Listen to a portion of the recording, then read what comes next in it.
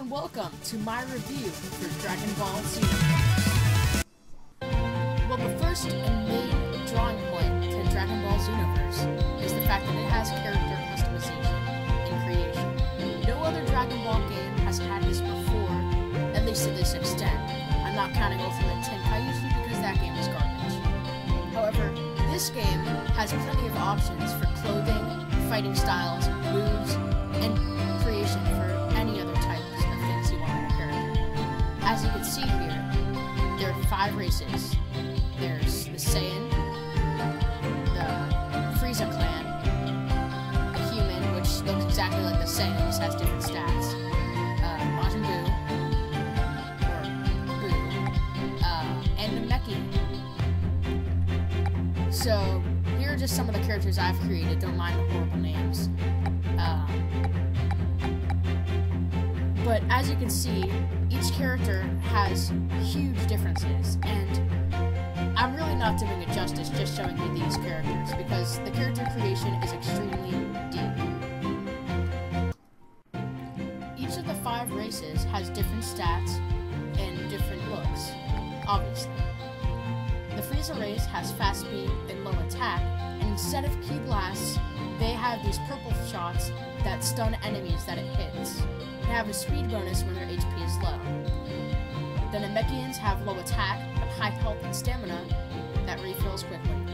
Items are more effective than other races, and health is regenerated when they have low health. So, that's extremely faithful to the show, where when a Namekian has a limb cut off, they can regrow it. The Earthlings are one of the most balanced races.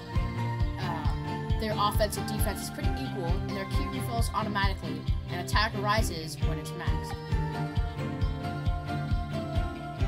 The Saiyans are a warrior tribe that has low health but high attack power. Attack power rises when health is low, and all stats rise after reviving. There's a difference between male and females for the races that have that option, which is Majin, Saiyan, and Earthlings. The Majins have high defense but slow stamina recovery, defense bonus when stamina is max, stats differ by gender. So the only real difference between the 3 genders, well, the 3 races with gender, is that they have different stats. Usually, it's just a difference between speed, health, and attack. Males have more health, lower speed. Females have higher speed, lower health. Saiyans,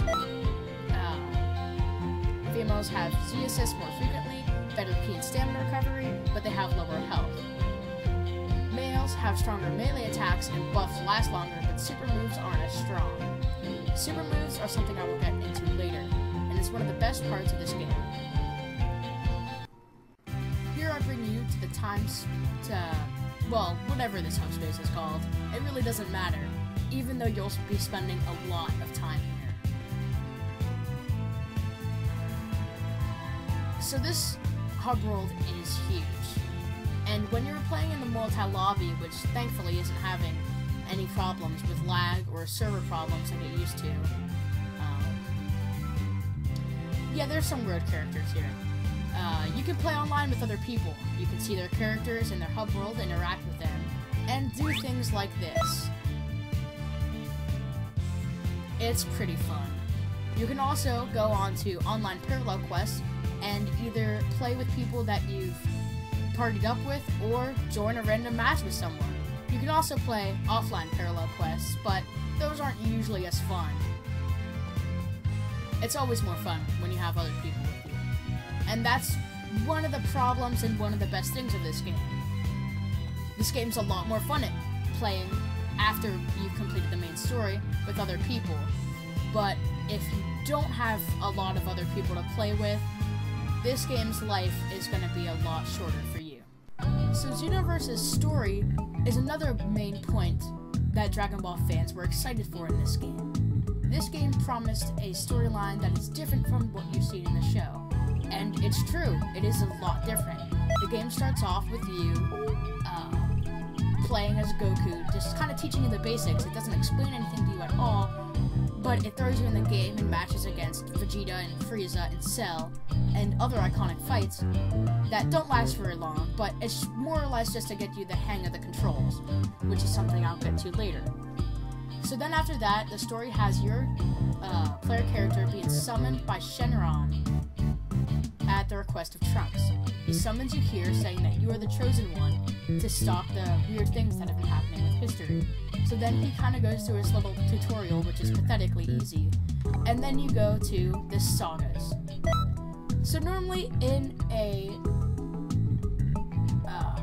Dragon Ball game, you just play through the regular sagas as the regular characters and fight through the same story that you've seen in the show and through every other game before.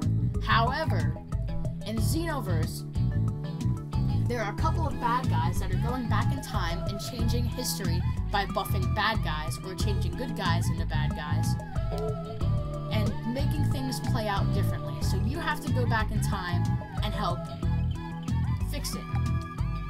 Such as in the Saiyan Saga, Raditz gets powered up and kicks everyone's butt. And you need to go in and save it. So, something I didn't like about the story is the pacing. So the Saiyan Saga has, I'm not counting the Trunks test, 5 missions. The Ginyu Force Saga has 5. And they were all pretty much the same mission, just with different characters helping you, which I did not like that at all. The Frieza Saga also has 3 missions. Both of these are pretty much the exact same thing. And yeah, the Cell Saga comes before the Android Saga and has 6 missions in it, which is all Gohan and Cell fighting. Or there's one Cell Jr. mission, and then everything else is just Gohan and Cell fighting. Would have been more interesting to not have 5 missions of, you know, Gohan and Cell fighting and the occasional Hercule. And the Android Saga had 2 missions, which I didn't do very well on this one. And the only real one that's an Android mission is this one, and it's 17 and 18. There's no 19, there's no Zero, there's no anything else. It is literally just one mission, and then this introduces the main bad guy, which I'll get to later. The Majin Buu Saga has 6 missions, which felt short. All the missions in the Buu Saga were extremely short. I beat them with ease, as you can see. And it really just rushed his forms. They spent way too much time on something like the Ginyu Saga and 50 Cell battles, instead of, like, equally drawing out each of the sagas. The God of Destruction Beerus Saga introduces Demigra even more, explains who he is, and has you fight Beerus. And then this was the last battle of the game. Completely new to this game. It has never been seen in a show or any other form of media, so that was extremely cool. So now you're ready to take on the story. You've got your character created, and you may have already completed some things and gotten him some clothes. The only problem is the level. You cannot play through this story straight in one go. It does not work like that. You have to complete these things called parallel quests, which are side missions that take on the form of, you know, bad guys going back and distorting history, or you having to beat missions within certain parameters to level up and boost your stats. Now, stats are something that we haven't seen too much in a Dragon Ball game before. You can boost your attributes, which I still have an attribute point I can spend, and I'm going to spend it in Ki Blast Supers, because I'm a Saiyan. Anyway, so you have these categories, these 6 categories. Max health, which of course increases health. Ki, which increases ki. Stamina. Basic attacks, which increases your punches and kicks. And basic button inputs. Strike supers, which are like Orin combo. And super attacks that use your fists and attack enemies with those, but they're not basic attacks. They use up ki. Ki Blast Supers, which uses up ki, but are more like the Kamehameha, Gallic Gun, and stuff like that. So the other thing that can change your stats are the equipment. Now, I do have a couple minor complaints about the equipment. The equipment all looks very cool, but there aren't many variations. each of the equipment for every race is just, like, building up on the last one, see? From 1 stat increase and decrease to 3. There's no variations. You can't have a dyeable Saiyan/human armor that boosts ki and stamina and lowers health and basic attacks. There's nothing like that, no.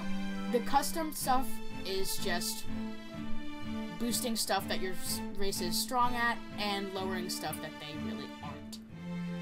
I mean, there is some variation, but a lot of times I didn't want to wear things like this that I don't think look cool.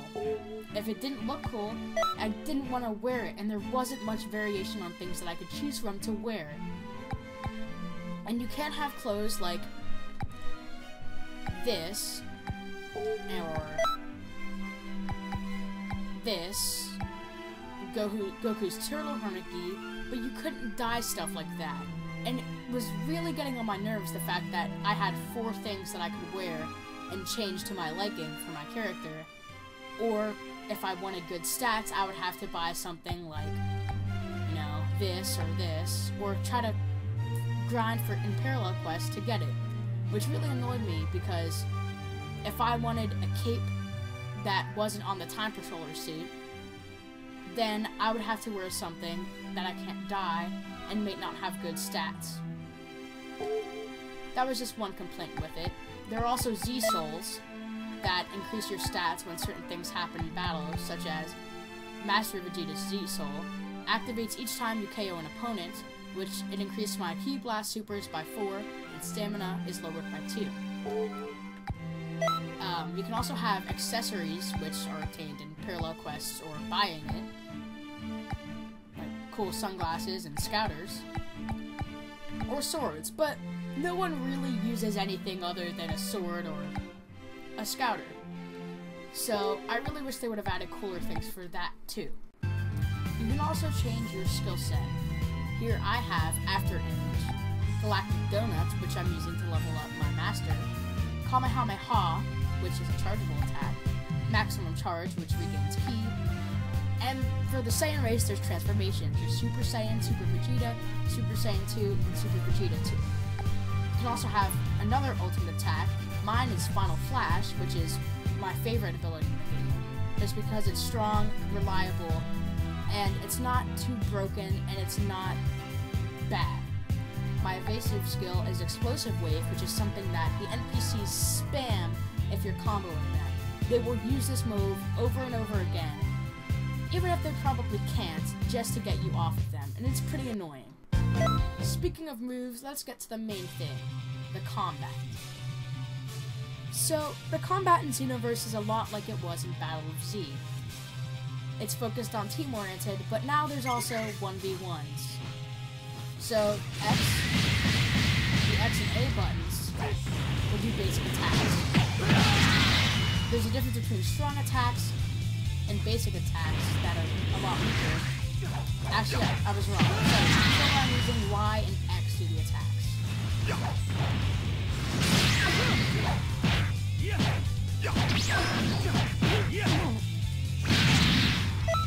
Anyway, so here is where you can put your moves. Obviously, I'm not doing very well because I'm just garbage.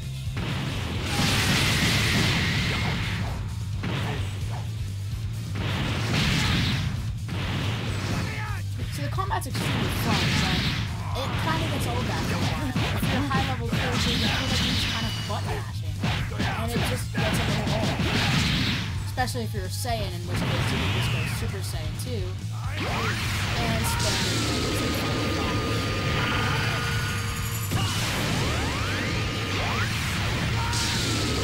Super Saiyan doesn't waste any that really helps. Now they have been nerfing and buffing mainly nerfing with Final Flash and sort of thing. It doesn't home in anymore. So with the combos, there's not much you can do at all. There are 4 basic combos for my moves. which the NPCs will usually break. And it kind of gets old after a while, if I'm being honest, but it's so fun. The combat is fast, and it looks just like a show. The graphics and music help that. The graphics and music are amazing. Everything sounds like it came straight out of the show, and it looks like it's the combat feels just like it did in the just like it looked in the show. And it's definitely one of the best we've had before. It's one of the most fast-paced and the flashiest.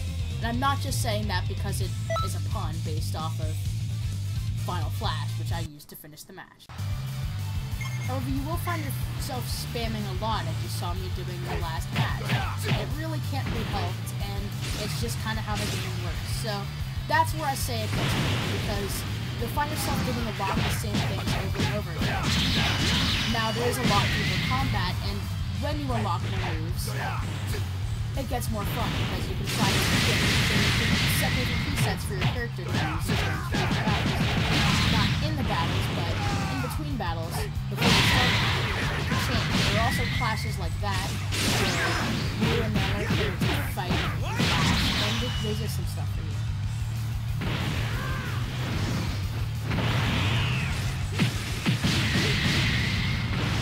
I was gonna say it's especially fun, because all they're really good for is going Super Saiyan, like blasting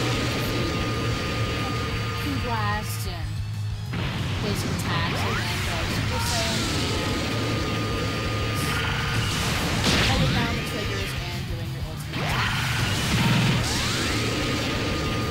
It really gets old after a while, but that's all you can pretty much do as a player. Another problem that a lot of people have is Toki Toki City itself. You have to walk everywhere, and there aren't any shortcuts. You can't do an offline battle with a friend or anything by going straight to the main menu. No, you have to log on and come over here, walk the whole way here, and then set up the battle. And it just sucks. I really don't like Toki Toki City. But, however, once you complete the couple-hour-long story, it's not very long. It was only 6 hours, 6 to 10 hours, somewhere between there. It really depends on your skill, how much grinding you do, and all of that. Now, after you complete the story, there's parallel quests, which have items and special things that you can unlock from completing them, and they get you leveled up. So when you get your butt kicked by a Ginyu Force soldier, you can come here and do some of these parallel quests, then level up and maybe get some better gear, and you're on your way. Now the only problem with parallel quests is the items. You get items when you complete parallel quests, but some of them are very hard to get. So say I'm trying to get Time Chasm Crystal Shard 4, because I am. I have to beat characters in this quest in a certain order. I have to beat everyone and then kill Krillin last to trigger Goku turning into a Super Saiyan, which still has a short chance of happening. Then I have to defeat Super Saiyan Goku, which, with the level I am now, isn't too hard at all, actually. But you have to do very specific things, and then there's an even smaller chance that they'll even drop it. So you have to do something with a small chance of happening in a specific order to trigger something with a small chance of happening to get an item that has a small chance of dropping, and even then you might not get the item you want. So you might have an even smaller chance of getting something. And it's just messy. Like, I play Monster Hunter, which is a game where all you do is grind for stuff. And this got old. Now, there's also masters that you can use, which is something I extremely enjoyed and really helps flesh out your character. So, here are all the masters. I don't have everyone unlocked, but here are some that I've seen and talked to. You can have Vegeta, who I recommend going with the second you can get him. You can get him very early on, and he teaches you very good moves like Gallic Gun and Final Flash. And you can do that all very early on. You can also train with Krillin, teaches you Destructive Disc, which is pretty good though. Gotenks, who teaches you Galactic Donuts, which admittedly isn't very good. You can also train with Cell, Gohan, Beerus, and a bunch of other characters. Goku was only locked at level 70 though, so trust me, you're going to be playing a long time if you want to master every character, every master's moves and everything they have. Now there's also the shopping district, where you can buy things like items and mix items that you can use in battle, which I only ever used healing items. I never really used any other capsules, and yeah, that's pretty much it for that section. You can also buy accessories. Welcome, friend. A bunch of cool stuff. Now, this is where another problem comes in. You cannot see it before you buy it, right? So if you don't know what something looks like, say, you don't know what Chi-Chi's helmet looks like, where it's a pink, Spartan-looking type helmet, you don't know what it looks like before you buy it. And this also happens with the clothing, which is the main stuff that you wear and actually changes your stats.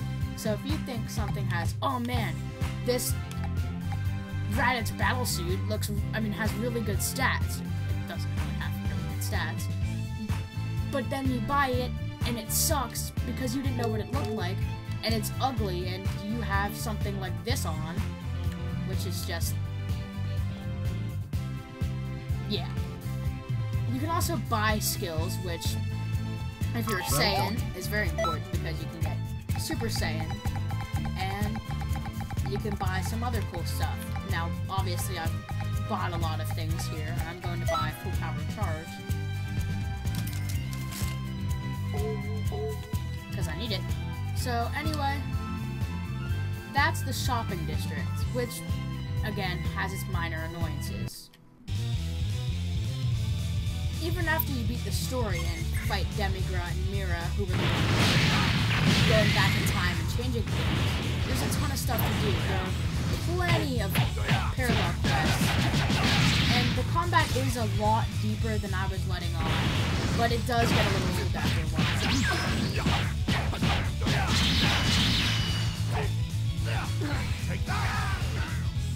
Now, the game is still extremely fun, and you'll find yourself having fun with it, especially if you're a Dragon Ball fan.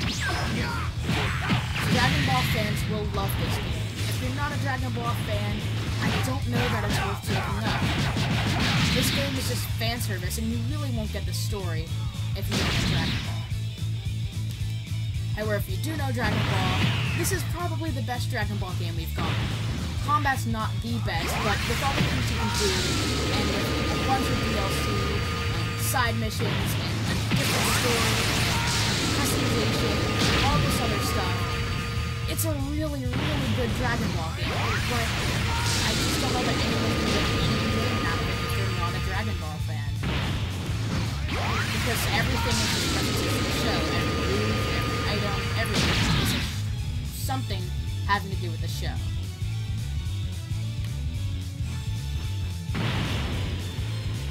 So anyway, my final verdict for Dragon Ball XenoVerse is that it gets an 8 out of 10. However, I don't think it's worth picking up if you're not a Dragon Ball fan, as I've said earlier.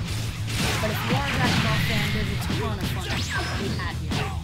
There's a bunch of DLC, a bunch of custom moves, and you'll love seeing your own character in the game interacting with the other characters from the show that you've grown to love. So anyway, thank you all for watching my review for Dragon Ball XenoVerse. This is the first review I've ever done, so that's why there's probably a little bit of not very good, but trust me, it'll get a lot better from here on. So thank you all for watching. 8 out of 10. Dragon Ball XenoVerse is a very good game. I had a ton of fun with it, and I just loved everything. It felt like the show, the gameplay was good, but there were still a lot of things that just annoyed me about the game, and kind of made things feel boring at some points, like parallel quests and grinding and all that other stuff. But all in all, it was a great game, and it's definitely worth picking up if you like Dragon Ball. And I say go for it, because there's a bunch of DLC, there's a ton of cool stuff to do here, and this game's gonna keep you hooked for a very, very long time. So thank you all for watching. Don't forget to like, comment, and subscribe if you enjoyed this video and want to see more.